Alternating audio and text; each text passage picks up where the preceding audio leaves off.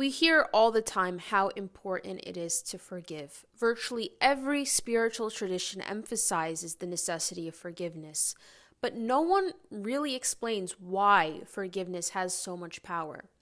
For many people, forgiveness feels impossible because they still see themselves as victims of other people's actions. They feel wronged, and then they feel justified in being angry or harboring resentment against another person or against a certain situation. But Neville Goddard challenges that view entirely. He offers a refreshingly unique and empowering perspective that can help you to reframe forgiveness, knowing it is not about being moral or excusing bad behavior, but understanding how reality itself is arranged. According to him, mastering the art of forgiveness starts with knowing the duality of human beings. On the surface, we are physical individuals with personalities, egos, and histories. But beneath that, underneath the human avatar, we are something deeper, something much more profound. We are consciousness itself, the creative force called the I Am, which Neville identifies as God.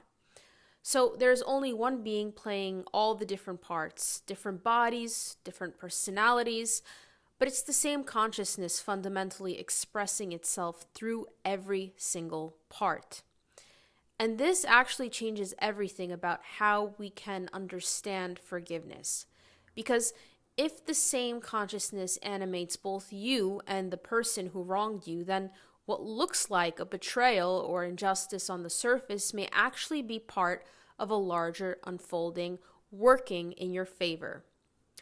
Neville says we are always declaring who we are aware of being when we utter the words I am. So, for example, you can say, I am successful. Then you are aware of being successful. You can say, I am lucky. Then you are aware of being unlucky. And the same thing goes for I am loved or I am rejected. Whatever you attach to I am becomes your state of being, which in turn becomes your reality. And in the world, people are occupying different states. The thief and the entrepreneur, the victim and the victor, the hero and the villain, they're all animated by the same creative force, which gives form to these different states of being, even though on the surface they appear to be differentiated and divided. So Neville puts this into perspective and ties it into the broader discussion of forgiveness. Two of his brothers were visiting him in New York and desperately wanted to see a sold-out opera. No tickets were available anywhere.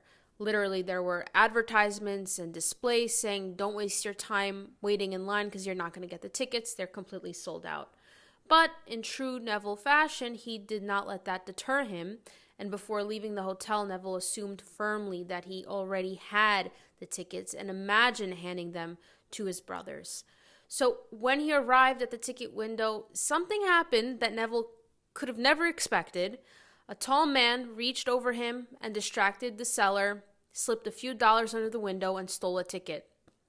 But Neville immediately confronted him, and the thief was in a complete state of shock by Neville's response and actually cowered in Neville's presence and paid the amount in full ultimately. And then when Neville reached the window, he asked for tickets, and not just any tickets for seats in the VIP section, which were typically set aside, but for more prominent and important people, not generally available to the public at all. And Neville admits that he wasn't a very important person. But without hesitation, the seller gave them to him. And at least in retrospect, Neville realized the thief's action, wrong as it seemed, created the exact conditions that allowed Neville to receive what he had assumed. Perhaps without the thief's act, Neville would have never gotten those tickets. So, on the human level, a wrongdoing took place. Most people would just be bystanders and say, oh, what a schmuck. But from a higher viewpoint, the event became the bridge to Neville's desire. And this is where forgiveness begins to take on a new meaning, not as approval of behavior, but as understanding that every person may be unconsciously playing a role in fulfilling an imaginal act. And Neville shares another striking example in a different lecture, which I'd like to share. So there was a woman who desperately needed a new roof, but she and her husband couldn't afford it. She also wanted a sewing machine and a tape recorder. So she had all these desires, but she didn't know how they would come to pass. She just simply imagined having them. And shortly afterward, her home was robbed. They took everything, including her old sewing machine and tape recorder. Yet she still persisted in the assumption that she would get her desires. And what ended up happening is the insurance payout totaled over $2,000, which was more than enough money for her to get her desires. And as a result, Neville concluded something radical. Everything is moving under compulsion. No one sees the invisible causation. In other words, people move, act, and choose according to unseen imaginable forces already set in motion, because consciousness itself is always organizing itself and arranging the path. And this brings us back to forgiveness. Neville often repeated the words of Jesus, "Forgive them, for they know not what they do."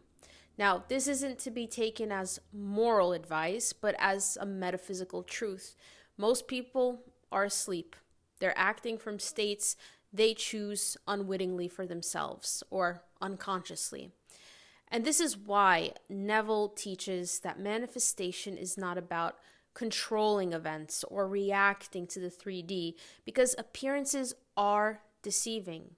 So don't give in to the impulse to impose your interpretation of a certain event, especially if it seems unfavorable. The only thing you need to concern yourself with is remaining faithful to your new state, whatever that may be. You must assume the end is already finished, and you must live as the one who already has.